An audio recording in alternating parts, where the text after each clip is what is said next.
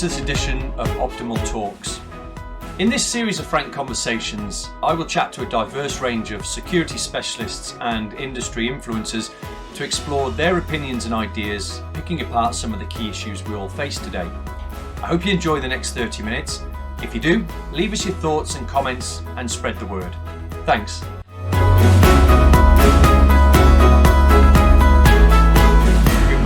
Everybody, welcome to this Optimal Talks session. I think this is about the fourth or fifth now in a row, but a few weeks ago I bumped into my good friend Karol Doherty here, who works down at the Waterloo Business Improvement District. I was shamefully stood in the McDonald's queue and he tapped me on the shoulder, and following a conversation he agreed to participate in one of the Optimal Talks sessions, and here we are. Great to see you, my friend. How are you?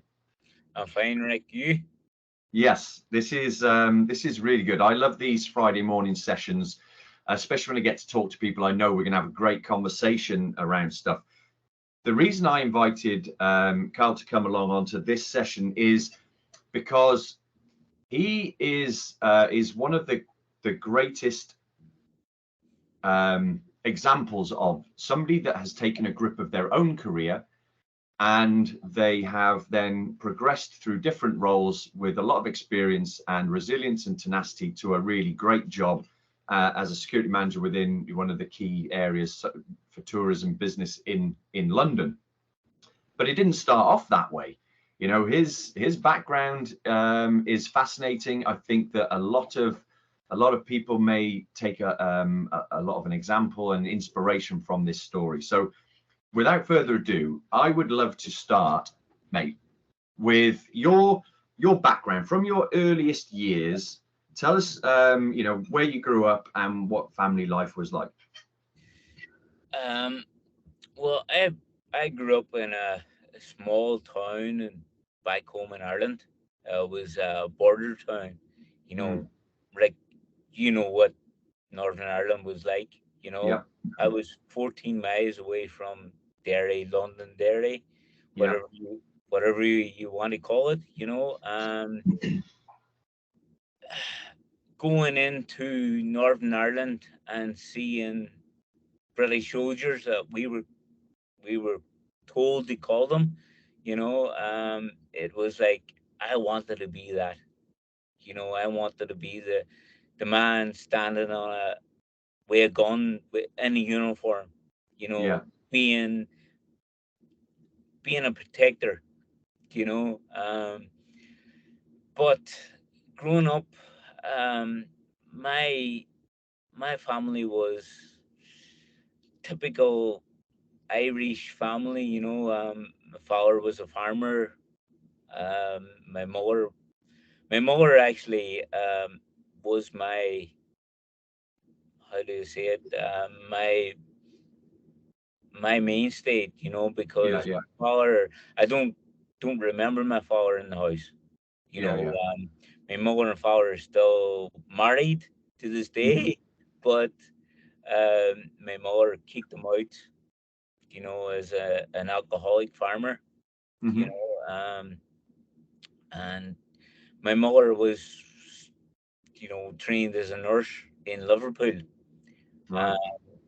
she came over to England 17, Yeah. and she trained as a nurse. She brung 3 sons. I was the youngest of 3, and she brung the 3 of us up on her own Yeah.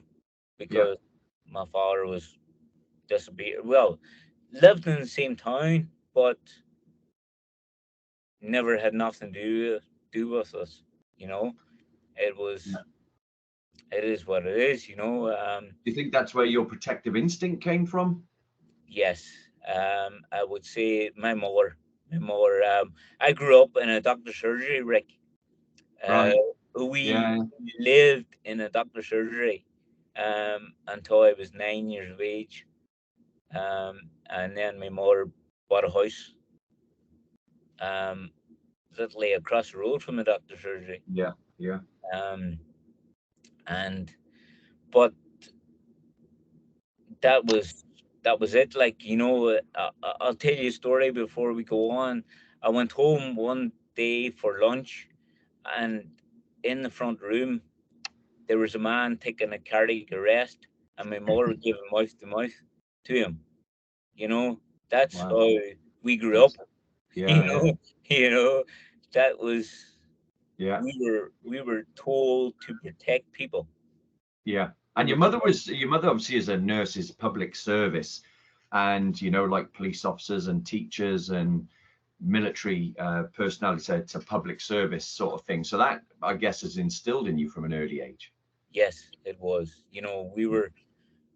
It was sense of community. Everyone came to our house. Yeah, My mother was called Rose and the doctors. She right, was never right, a right. doctor. She was a nurse. Yeah. But that was her name. And to this day, she's 82 years of age, and she still calls that.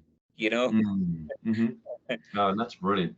Now I know before I know, and I really want to, talk about your learning journey. Your professional development is significant, but it needs to be understood that underpinning that, you've had to deal with dyslexia, and so I do believe that within the equality and diversity and inclusion space, sometimes things like dyslexia get forgotten about because there's bigger voices and bigger arguments and bigger areas that seem to be the focus of ED&I, and it's either gender or race or culture or orientation, and actually things like dyslexia um, can be a difficult barrier to get across in getting a job and also educating yourself forward. And I think that's really important to talk about. So, tell us about how your dyslexia was discovered, and how you've had to sort of cope with that. Well, whenever I was at school, Rick, I was classified as stupid and lazy. Right. That was it. You know, um, This is the 80s, right? that was the 80s. Yeah. Yeah. Unfortunately, and again, I go back to my mother. If it wasn't for her, um, I wouldn't be here today. I wouldn't be where I am today Mm. without her, because she fought for it. There was no such thing as dyslexia when I was growing up. You She know, knew she knew what dyslexia was, though, because of her medical training, I yeah, guess. she knew there was something out there. Yes. And then my brother, my oldest brother, is 10 years older than me. Um, he went to university over here in Yeah. London, and he was diagnosed over here. Right. And at 23, 24. Um, and then how sh my mother knew that there was something wrong with me. So because I was so frustrated with not being able to do things. Yeah.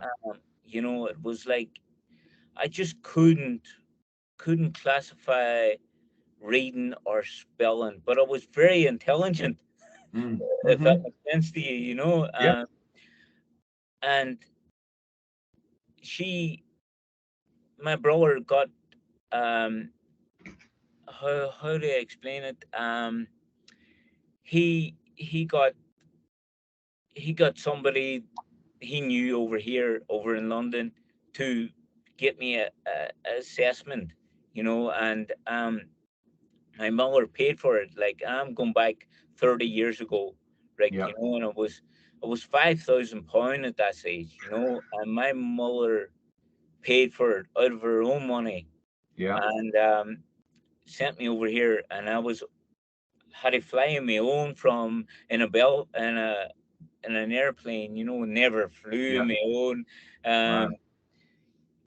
and I was taken to Harley Street, As a and 12-year-old. I was a 12-year-old. I met my brother at Heathrow Airport, Yeah. and he took me to Harley Street, and I was diagnosed with a spelling age of 7 and a reading age of 12, and Yeah. a IQ of the top 5% in the UK. No, you could be a Mensa. For some reason, Yeah. for Well, that's somebody it like, though. IQ is a measure of your ability to learn, yeah. and But so I was frustrated, like, because I couldn't learn. Uh, yes, right. You know, How does your dyslexia manifest for you? What do you struggle with? spelling, like spelling. So the writing, I mean, I hear that about dyslexia and the words look like they move around the page. Is that how it is for you? Or No, no? no, it's a short-term memory span. That's what Okay, right. dyslexia is.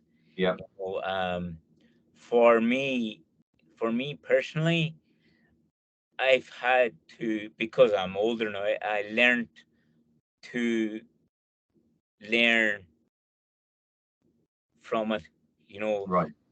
Dyslexia. People say it's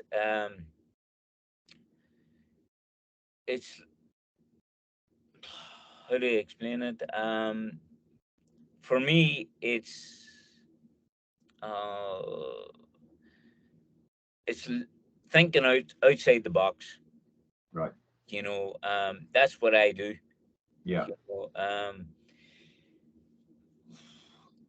I have to. I think differently to anybody else. Right. If Yeah. I learn differently. I work differently. You know, Right. that's Yeah. Yeah. me. You know, That's really important though, for everybody to understand that not everybody is the same. yeah. There's until I have to look up to people. If that makes sense to you. I look up to people in the security industry, like yourself. You know that, like Rick. I do look up to you. Um, but there's not many people that know me as how I think. Does that Yeah. make sense? Yeah. Yeah. You know, uh, there's a few people. I have my oldest brother. He practically brought me up. Hmm. And my mother. You know, um, I'm married with two kids now. Like, so Hmm. I'm a leader. I like to think I'm a leader. Yeah. Um, that's Yeah. me. I would agree. I would agree with that. Now, your kids, how old are they now? 18 and 13. And Well, so, have you had either dyslexic? yeah, my son is great. Thank God. Yeah. There's no issues. If anything, he's lazy as a boy. Well, Uh, that's boys. yeah, he needs a good. Yeah. I won't say the words, but he needs that. Kick up the But arse.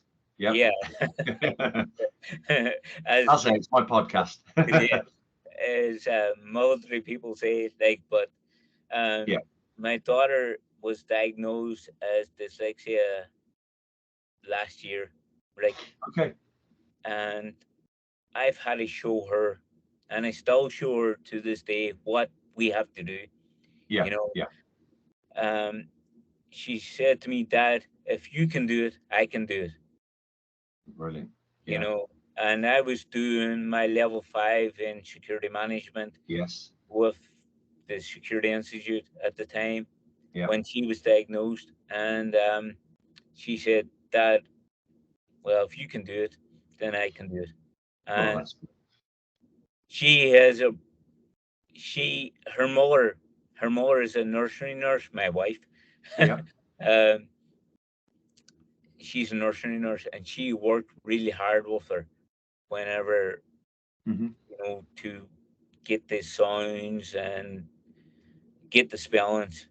Hmm. Um, but um, her problem is her short-term memory, so Yeah. she can't remember what she left. Like, 2 minutes ago, she couldn't remember where she put her keys. Yeah. You feel now, today though, dyslexia is obviously much more understood, and people do get it, and there must be a lot more support than 30 years ago. Yeah, Rick, whenever I came into this role, like my CEO says, what can I do for you? Not what I can do for them. It was Right. like, what what do you need to work? Like that never Yeah. that never happened before. It was Uh-huh. like, what can we give you to help you work? You Well, know, that's interesting. Let's take that thread back to the beginning of your security career, obviously, because things have got better through security. And I know it's not perfect. There are still companies that treat security officers like that, this is, I'll make 20p more an hour on this, you're there to for them to make money. But then there are others that actually do invest and get the best out of individuals, and they're the ones that are the most successful. So let's go back to what year would you say was your first role? my first role whenever I came over here in 2003, Rick, was Westminster Cathedral. And Okay. I walked into that role and I was handed a bunch of keys and there, get on with it. You know, To do what were your assignment instructions back then? there was no assignment instructions. There No, was no the control room was a CC security office. The no. CCTV was black and white, Rick. Wow, wow. You know, This is the year the SIA was created as well, right? So were you licensed then, or were that just no, before?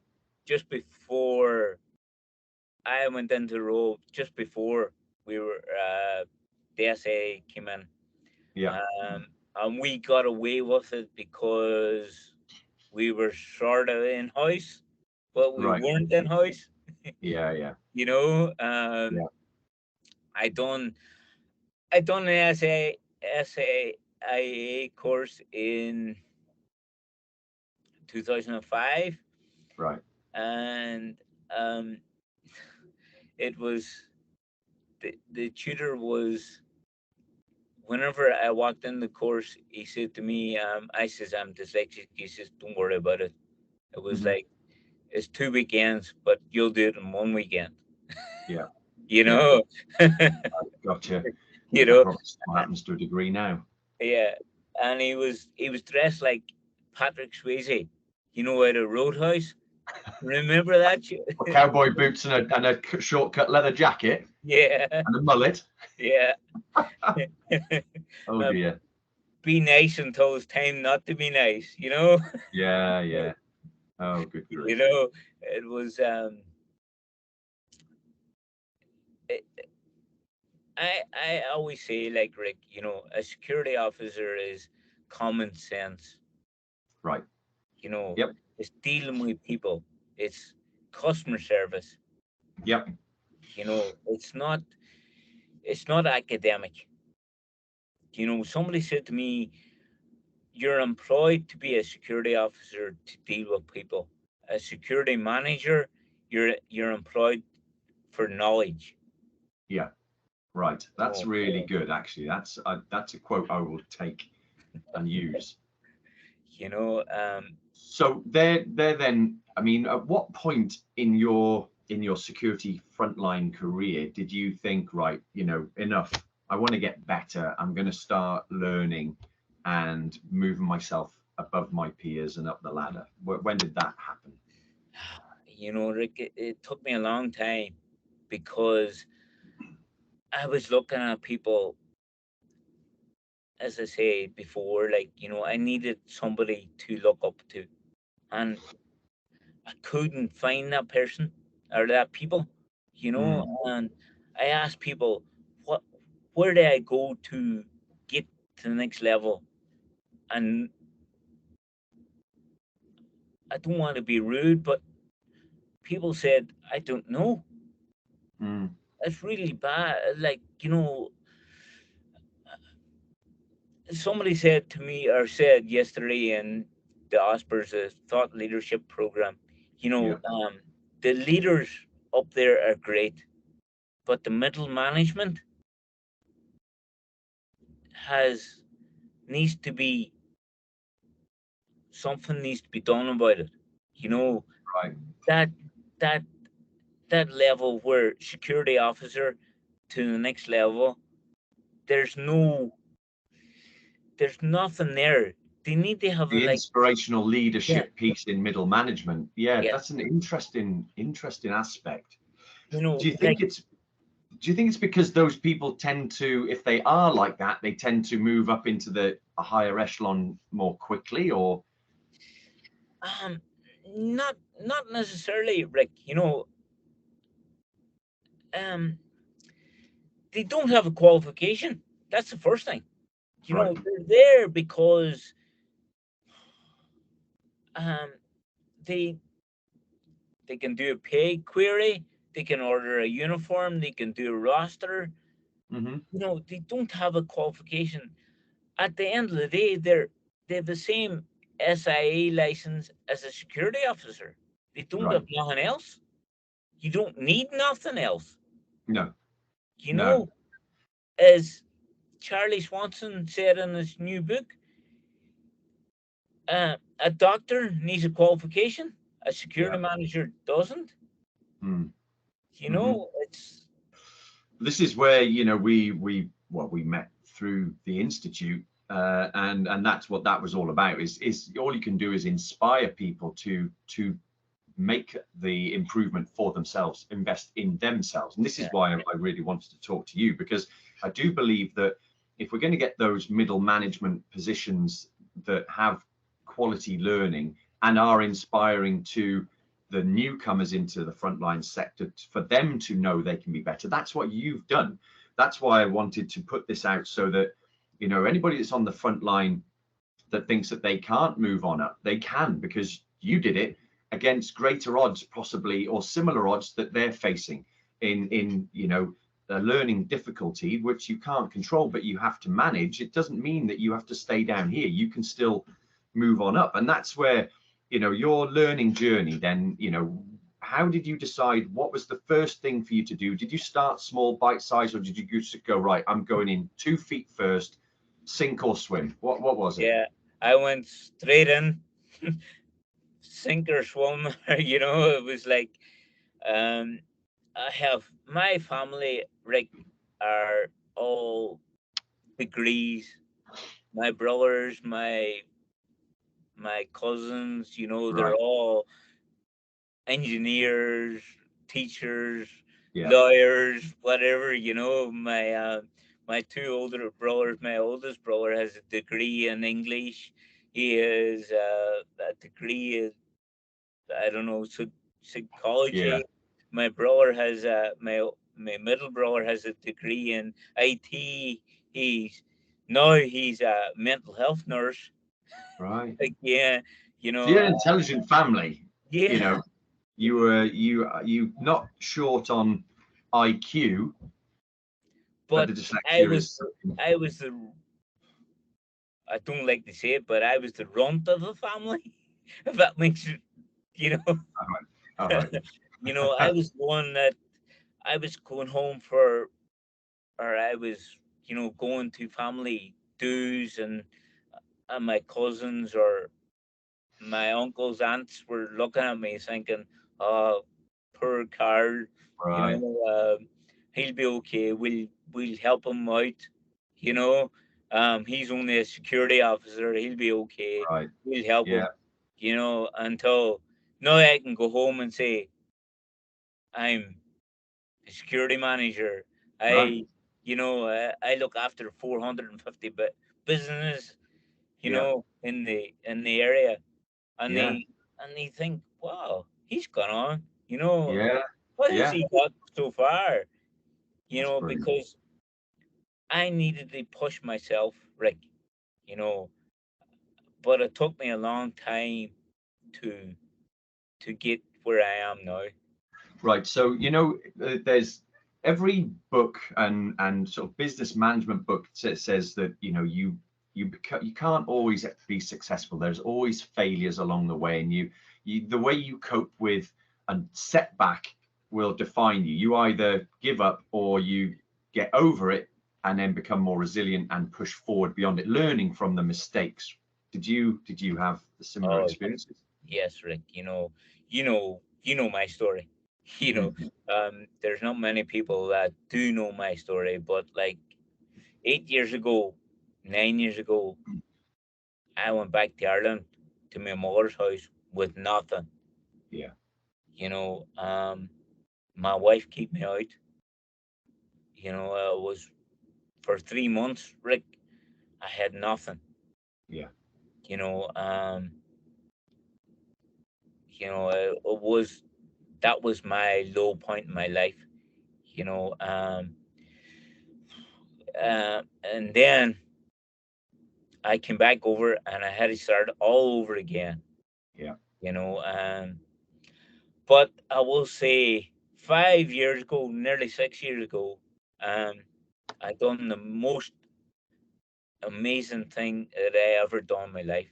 You know, I, I saved somebody's life. You Yeah. know, and to this day, my mother will always say that. Tell Karol, us, tell us about that. What happened there? Can you talk about it? yeah, no problem.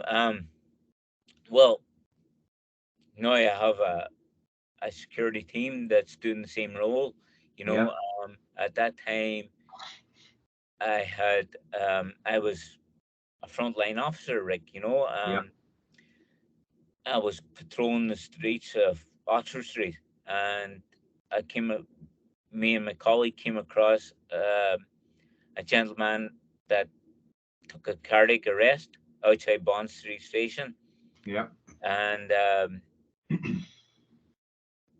yes, I had first aid qualifications, but it wasn't that got me in, that reacted. It was my my upbringing. Right. I You've felt, seen your mother deal with cardiac arrest in your front room. yeah, you Yeah. know, uh, it wasn't that. It was right. I have to do something, or this man is going to die. You Right. know, Yeah. and I started giving chest compressions until paramedic came. And when the paramedic came, I went to go to stop, and he says, "Don't effing stop," Yeah. because I need to work on him other ways. And at that stage, Rick, I was knackered. I Yeah. was Yeah. really. It's hard. It's hard.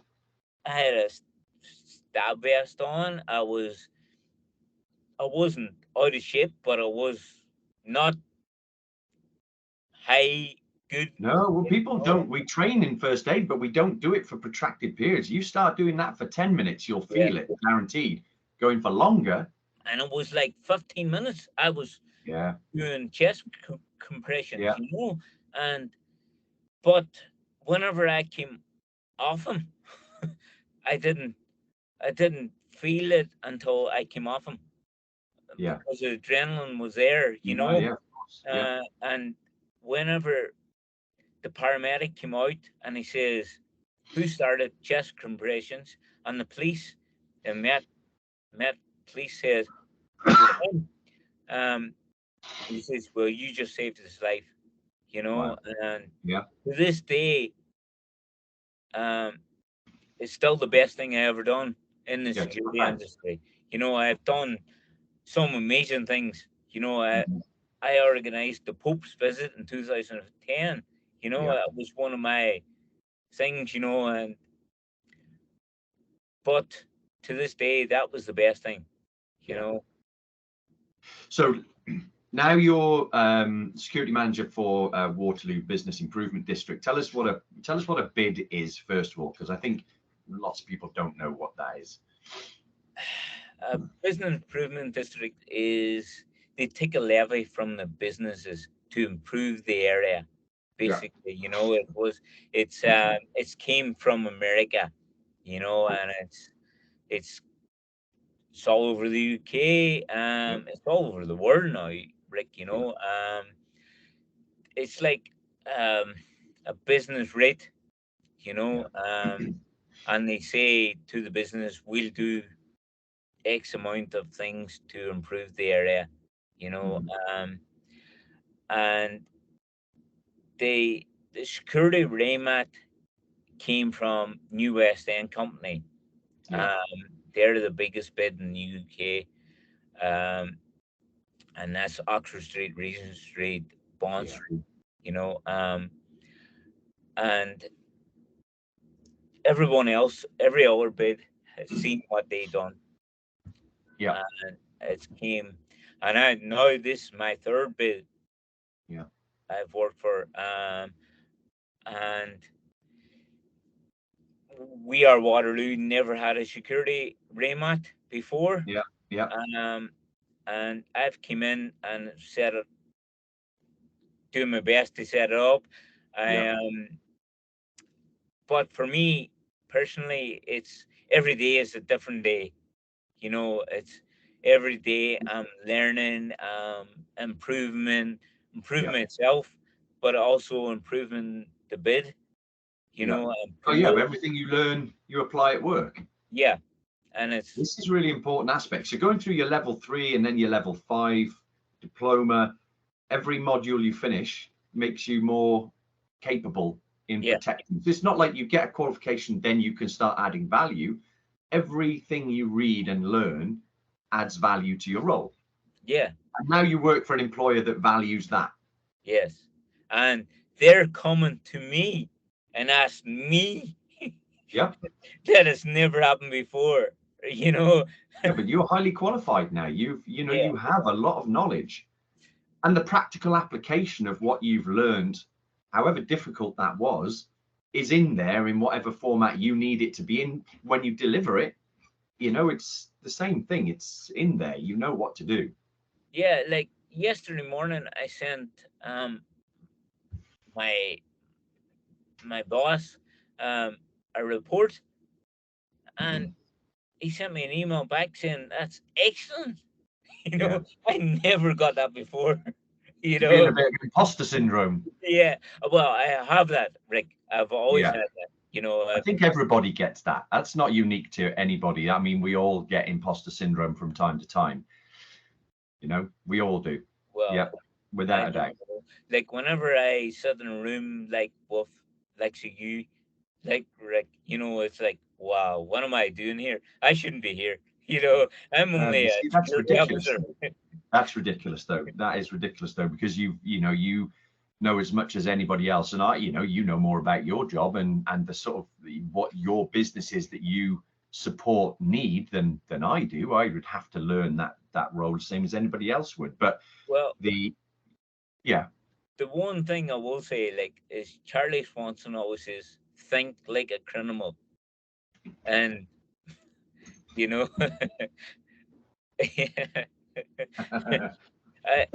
it's like my diary. It's like yeah, my Bible. Sorry, you yeah, know, I carry it around with me. You know, yeah. It's um, good. It's very good. like if you think like what they're going to do, then Yeah. you can protect whatever. Yes. Like it was really interesting. Like Martin Gill yesterday interviewed a loyalist, you know, like a terrorist, Yeah. uh, and it was really interesting what he said. You know, it's only a terrorist is only one step away from a hooligan. You know, Yeah. Yeah. he started off as a football hooligan. Yeah. You know, it's you Yeah. know You every have to day understand for the me, motivators. Yeah. every day I learn, Rick. You know, Yeah. but And it you're took on a level 7 now, right? You're doing your level 7 advanced yes, diploma. yes, You never stop. But you're in a groove, though. You know that you're capable of doing this because you've done it before. You're just taking it up a notch. I think it's really important to start as small as you want. It could be a webinar or just some minor CPD, but get that learning and then increase. Eat the elephant in bite-sized pieces. yeah, Rick. Like I have an intern, Yeah. that's Yeah. studying criminology, and she'll Ah, be finished next year, and she's asked me. Yep. what she does next. You Yep. know, You've become the inspiration. You've got to get your head around that. This is why this is so important. There's a lot of people will take a lot from your experience. like if I one thing I want to say, like, the frontline officer, look at me. Yeah. Yeah. Yeah. If I can do it, anyone could do it. Yeah. Yeah. You know, Self-improvement. It's up to you, right? It's up to you yeah, to decide you're going to do it and yeah, then do it. and invest in yourself. Yeah. That's, and look at people like you. You know, Yeah. um, not yeah. Look, look at me and where I've came from. Like I've done a Hmm. frontline officer. I was on a gate for 12 hours. Yeah. In a middle of a field in Glastonbury. You know, Yeah. don't get me wrong. I've done the advanced roles as well, but I've done the, the bad roles. I've done the retail. Standing Yeah. on it. But you know, to this day, whenever I walk into a retail shop and see a security officer with his hands in his pockets, with his earphones in, and I think, my son is 18. He says, "Dad, he works with you." No, he doesn't. No, you no, it know, wouldn't be happening. they are, like, people say they're the shop window, but they are the shop window. They're the people. Absolutely. They're the That's what the public see. For the And rest of the industry yeah, they is don't is see, reflected in what they and how they conduct they themselves. don't Yeah. see likes of you, Rick. No. They don't see they don't see likes of me. No, No. like, they don't see the Charlie Swanson. They don't see the Martin Gills out there. No. You know, Do you know what this perfect, because the end of every interview, and we're going to wrap it up. We're going right, a little bit over the 30 minutes, but I think it's been that's well fine. worth it. So each, and I'll ask you to do the same. I asked them to send me a question for the next interviewee, right? And actually, the question that I've got here for you is probably perfect for you. So if there is a way to influence the buyers of security to value and pay appropriately, how would we do that? Now, it's the $1 million question, and we've all been asking it for forever. But you have a lot of businesses that you come across. So, what do you think? Um, that was a question yesterday as well. Was You it know, at the yeah, Oscars? Yeah, at the Oscars, the Thought Leadership Summit. yeah, Um, for me, for it's promoting the industry. Like, I was speaking to Aviva Insurance, yeah, and they need, every company has to have insurance. yeah. You know, um, and how do you get that? What's the word for it? Premium down, Yes, but putting in a good security system. yes. You know, but it's like, you're not going, if you're, I don't like to be rude, but if you're going to pay peanuts, you're going to Yeah, get monkeys. right. Absolutely. And Absolutely. it's It's not just, going to attract talent to the yeah, industry, is it? yeah, If the wages are so low. yeah. And it's simple as that. Like, This is the paradox. We are attracting lower caliber officers because they're the people that can't do anything else. yeah. So then we And have this then they perception. don't see it as a career. Yeah. Yes. It's Yeah. simple. Yeah. Like, like, this month, Rick, I'll be in the security industry 20 years. Yeah. Yeah. You know, uh, that when I came over here, I wanted to be a PT instructor, a personal Hmm. trainer. Hmm. That's what I done in Ireland. Like, and Yeah. I was a PT instructor. Yeah. You wouldn't think it now, like, but that's what I You'll get done. older. You know, I studied anatomy and physiology when I was Yeah. 18. You Yeah. know, really pushed my mother pushed me on, um, and she paid for that as well. you know, Yeah. Um, Yeah. but you know, I fell into security, Yeah.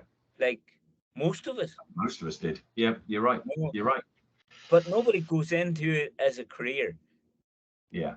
You Yeah. know, Few do. Few do. you But hey, not listen. many. You know what? I think that if it's okay with you, I would love to put your. Can we put your email up if people want to talk to you a Of little bit more course. about your journey? This may have resonated with some people. Tell us what your email is, and we'll put it across the bottom here. Yeah, it's Carol at wearewaterloo.co.uk. Super. So if any of this has resonated with you, you want to talk to Karol about, his journey or what he's doing next, or what you could do, then reach out. Mentorship is vital. Everybody needs to have a mentor. I have mentors. My mentors have mentors. Even if it's peer to peer, we need to have people to bounce ideas off. Otherwise, we're talking to ourselves in our heads, and we come up with the wrong answers half the time. So reach out if you think it's of help. My email address is here, rick.manfield@optimalrisk.com. I'm more than happy to help anybody out as well. This recording will be on YouTube. There are lots of others there now. So please, if you like this one, stick a thumbs up on it, push it out on your social media, and let's generate some conversation around these things. But for now, my good friend, have a great weekend. You too, Rick. Thank you. Keep doing what you do, and I will see you around in the next couple of weeks, I've no doubt. Yeah. Thank you, Rick. Superb. All right. Bye now. Bye.